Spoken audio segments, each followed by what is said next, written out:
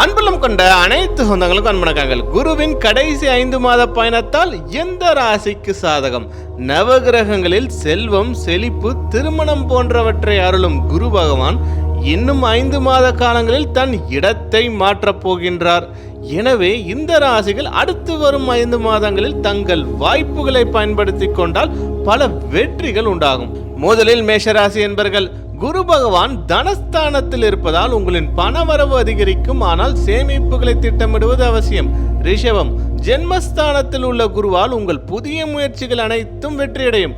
கடகராசி என்பர்கள். குரு பகவான் லாபஸ்தானத்தில் இருப்பதால் பணியிடத்தில் வரும் வாய்ப்புகளை பயன்படுத்தினால் வெற்றிகள் குவியும். கன்னி, பாக்கியஸ்தான குருவால் உழைப்பிற்கேற்ற அதிர்ஷ்ட வாய்ப்புகள் அமையும். விருச்சகம், கலத்திரஸ்தான குருவால் தொழிலில் நிச்சயம் பெரிய லாபங்களை அடையலாம். மகரம், பூர்வ புண்ணியஸ்தான குருவால் நீங்கள் எடுத்த காரியங்கள் கைகூடும். அனைவருக்கும் அன்பு வணக்கங்கள்.